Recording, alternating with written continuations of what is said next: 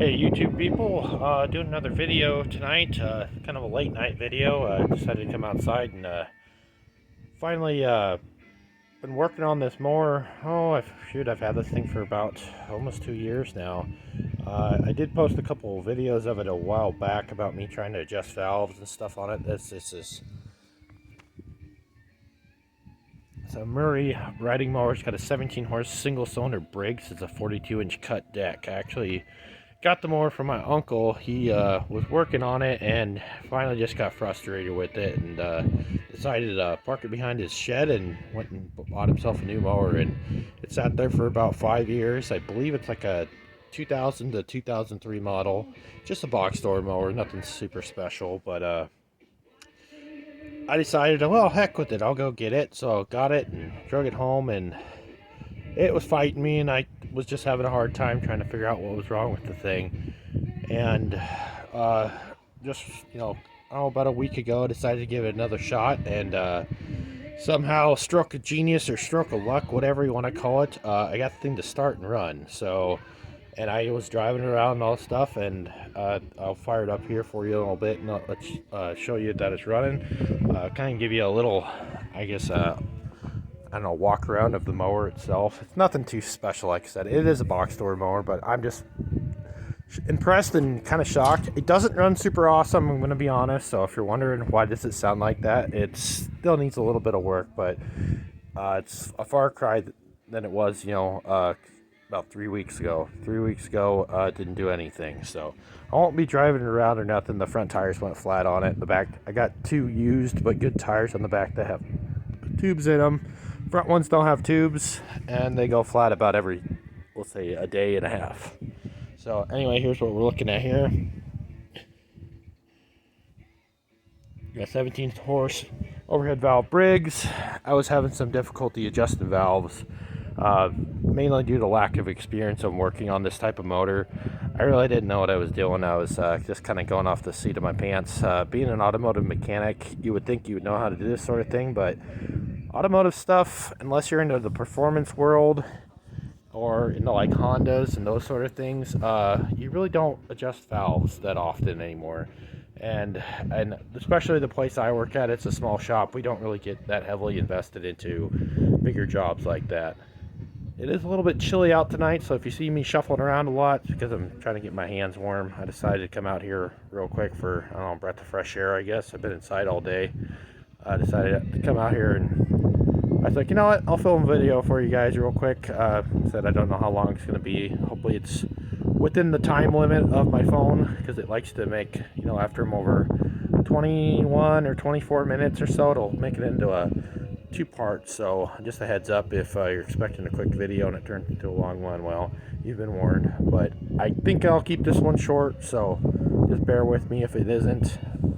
Anyway, yeah, not wearing my normal glasses tonight because like I said, I just came out here for a little bit of fresh air, and said it's cold enough. I got my stocking hat on, I got a warm jacket on, and no gloves on. So yeah, it's a bit cold. It's a little windy and breezy, so if things sound a little blustery or staticky, I apologize.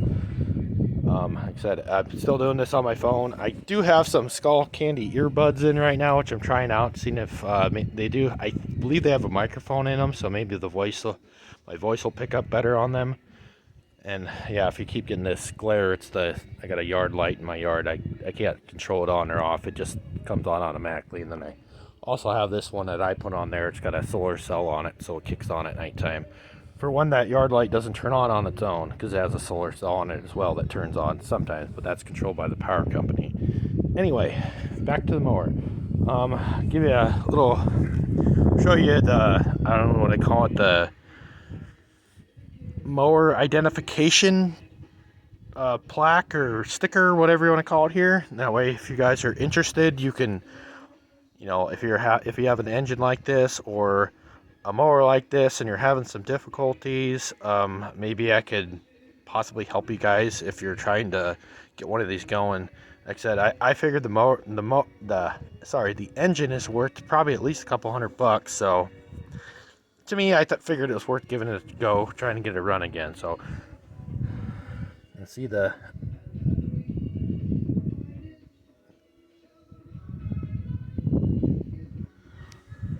how good that comes up on the camera, but again, like I said, I'm doing this on my phone, so it's a bit hard. Anyway, I got the hood open here. I got the clutch pushed down, and I'll give you a cold start here. It does run a little bit rough, but like I said, bear with me and we'll fire up. So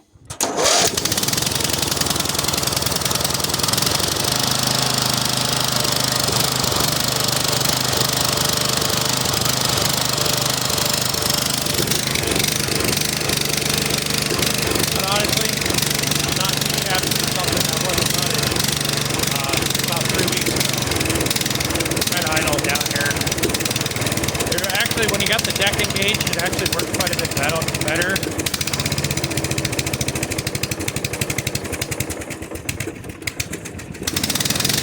Keep it running. It's a little cold-blooded, but it is cold out, so I guess you can see why it's a little stubborn. Idle it down slow.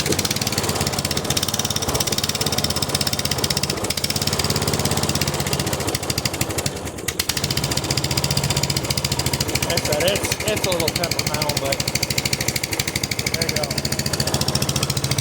Idled all the way down.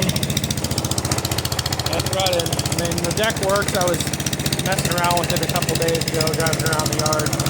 I don't really have any grass to mow, but the deck was engaging and turned on and off. It's just got the old style handle. It's not a electric clutch or anything. You know. This mower, I really haven't done anything to it. The seat switch is still attached. The clutch switch is still attached. Just for reference. Step down on the clutch here. Yeah, guys. But anyway, just kind of excited to show that to you guys. I know it's not really anything super exciting, but I'll cut it off here and not too shabby for something I got for free. What I ended up doing to get it running this time, I actually found a strange issue that happened to it, which my uncle completely overlooked. He thought it was a sensor or switch or something, and I thought maybe something was wrong with the ignition switch. It kept burning up. Solenoids. He put one on it. He had a new one. Well, then he gave up on the mower, and he's like, here's all these parts I have for it. Go ahead and use them. I put one of the solenoids he had on there. It lasted for a little bit, and it would always crank over a few times, and then it would get real hard to crank. It would get really hard to crank, and wasn't really sure what the heck was going on there. And finally, after a bunch of screwing around with it, I just so happened to notice I had the booster cables, or battery charger on boost, I should say. I had it hooked up to the battery, and I looked at the positive cable. The positive cable was getting hot, and it was starting to melt. So I was like, oh, that's not normal. Well, in that process, I found out that the starter was just cooking itself. There was smoke growing off the starter. I'm like, okay, this is bad. Well, my old this trail mower that I built a while back has got a 10.5 horse Briggs on it. I just happened to look at it. I'm like, oh, it actually has the same starter. So I took the starter off of that, which does work, and I put it on this mower, and it cranks over normal now. So I'm like, okay, well, there's half the problem. The starter was screwed up, so I put a different starter on it, and it would spin over normal. Well, it was still acting screwy, and finally, I just started looking a little closer, and I noticed that the cable going from the battery was touching against the frame. It just, I don't know, from vibration or heat or something, it rubbed through the main battery cable up underneath the frame, which you can't really get at it. And the only reason I noticed it is because I started pulling on it and I saw the exposed wires. I'm like, oh, that's definitely our issue. So before, what it was doing was it would run for a little bit and then would just shut off, and I could never figure out why. Well, I think it's because it was dead shorting, and I kept checking battery voltage, and the battery voltage was always saying it was 12 volts or whatever the battery was. It wasn't ever dead. So I was like, that's weird, what is going on with this thing? Well, needless to say, I ripped all the old wiring out. I put all it's 4-gauge wire now. It's heavier than what they had from the factory. I don't know. Don't quote me on wire gauges. I'm not that good with it. I know 4 gauge is heavier than what was on there. But anyway, put that on there, and problem went away, and then all of a sudden it started running. I did get a different carburetor for it.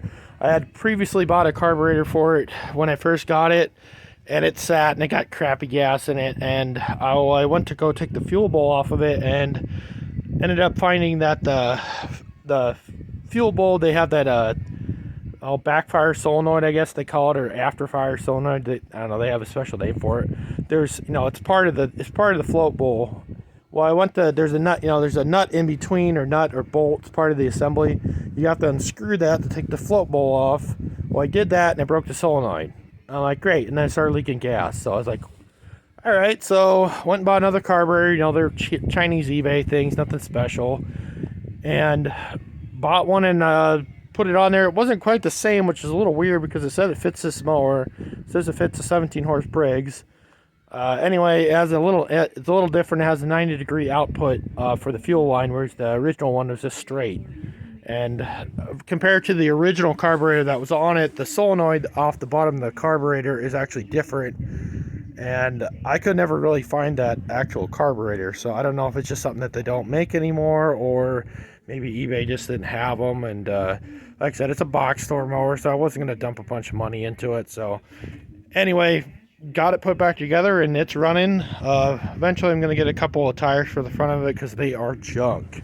I mean, just for reference here, I know it's cheapy box store mower, go figure, but this tire is a racing slick. I mean, yeah, it's a point in case, it's completely flat. This tire here doesn't have terrible tread on it, but also completely flat. And then the two back tires here, the same guy that worked on this John Deere mower here, local mower mechanic, I guess, whatever, he does it as a hobby. He's the one that was looking at that John Deere mower for me when I first got it, was having some issues. He had these two tires. I said, I need a couple of tires for a mower. And he's like, well, I might have a couple for you. What size are they? And I told him, he's like, oh yeah, I got two of them. Might have to put tubes in them though. And I said, I don't care. I would have put tubes in them anyway. So got a couple tires for it. And the seat, actually, I grabbed the seat off of it and put it on my old snapper mower here, because that seat just works better on that mower.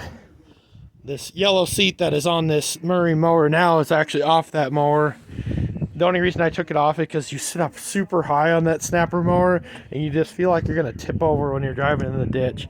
This mower here sits really low, so it doesn't feel so awkward. So, but anyway, just glad I was able to show you guys that. It was a little bit of a win for me finally. Just hopefully, I don't know. I don't really have any plans for that mower. It's just one of those things. It does have a bagger for it, so maybe I can just, I don't know, screw around and see how bagging grass is, because growing up, we never bagged grass. We just always shot it out the chute. And my yard here is definitely not deserving of getting grass bagged, because it's 90% weeds, at least in the backyard, which is all that behind me, up to that white barn up there. I mow around behind there. Then up around on the back side of that carport, and then this little shed here, but there's a lot of trees and stuff. But anyway, and there's, of course, all this over here to mow. And it's a lot to mow for a small mower. So, and that's why I built that little trail mower. It definitely comes in handy for that stuff. The trail mower, however, well, I ordered another starter. I was going to put it on this Murray mower, but I don't really care. I'll just shove it on this trail mower. Been meaning to rig up something, because currently I'm just using jumper cables to start that trail mower. It does have a pull starter on it, but when that mower sits for a long time, it doesn't like to start with the pull starter. So it's just, I don't know, I figure it's just as easy just to throw a set of jumper cables on there and then just do it that way. But I'm thinking about rigging something up like a more professional, I guess, version that would have like a solenoid and a switch, that sort of thing. I thought about reading something up like that on it, so you can just turn key, ready to go sort of deal. But anyway, guys, thanks for watching. I know a lot of you are probably just, fell asleep in your recliners or whatever, and you're just like waking up going, what? Who is this guy? I'm just a random YouTube guy. I like making random videos. Mowers have been my focus the last few videos, so I'm not really a mower guy. It's just I keep collecting them, I guess, for lack of a better term. They're not really exactly collectibles. The only real collectible mower I have is that John Deere 300, and maybe to some people this Snapper YT16 rider. That it's an old mower. That's I think 89, 90 model, and then that John Deere 300 is a 1977 model. And the reason I bought that John Deere is because, and it might be hard to see, you can kind of just make out that orange there. I got a Husqvarna YTH 150 there. I had an air cleaner bolt come loose, and it worked its way through the carburetor and got stuck in the cylinder, or got stuck in between the valve and the cylinder, or the piston I should say, and it made a loud bang when I was mowing with it. Anyway, thought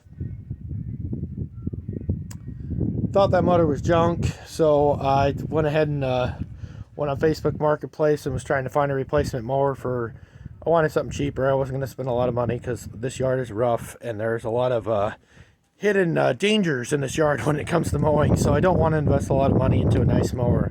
In fact, the sad thing is the newest mower I have is this mower. The Husqvarna is the next newest, and the next newest one I have is that, and then followed by that John Deere. That trail mower might be a little bit newer, but I don't, or the engine is anyway, but I'm not sure on what year that thing was made. That motor on that trail mower is actually off of an old salt spreader that the town had. And ironically, my uncle's was the town, well, is/was, he's kind of semi-retiring. He's got a younger guy kind of in training, I guess, and he's learning the ropes. Anyway, it was on their salt spreader for the winter time on their plow truck, and I'm not really sure why they took it off, if he decided to go a different route, or he decided he was going to keep the motor. I don't know the whole backstory.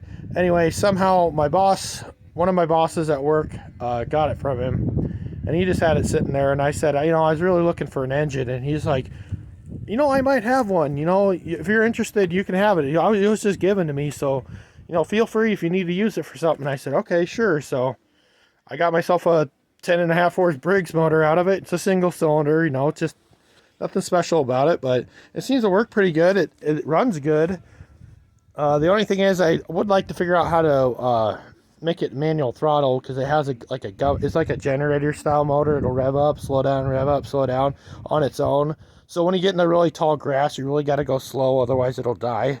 So you kind of have to poke, drag through. But most of the time, if I keep the yard up, it does just fine. I don't have any issues. The first mow of the season, because things get hectic and you just kind of forget about, like, oh shoot, I need to mow, and next thing you know, well, especially in the backyard, there are a lot of weeds there, and they can get really out of control quick, because it's basically pasture ground back there. So all kinds of hemlock and just all kinds of just nasty weeds back there, which I don't really need to mow all the way back there. This is a rental property, so it's just one of those, I just do it just because to me it looks nicer. I don't want the yard to look super crappy. So, but anyway, guys, thank you for watching. If you like what I'm doing, feel free to comment, like, subscribe if you will. Keep watching my videos.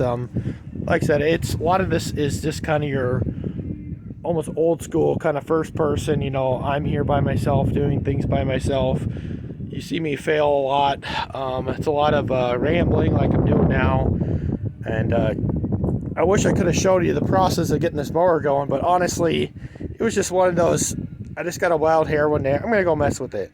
And then next thing you know, within a half hour, I had the thing running. I'm like, okay, that was way easier than I thought it was going to be. I thought it was going to be a lot bigger thing than it was. And next thing you know, it was running. Of course, it's always one of those things that always works when the camera's off. But when you have the camera on, at least for me, stuff never goes right when the camera's on. So anyway, with the exception, I guess, when I was putting this gauge cluster in the Challenger, that was actually surprising. I'm actually very glad that worked, because that could have been a disaster.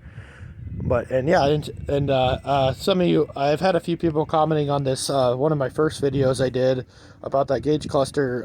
It's a LED overlay for the factory cluster when the backlighting goes bad on the cluster. Had some people asking me about the wiring stuff, and honestly, it's kind of hazy.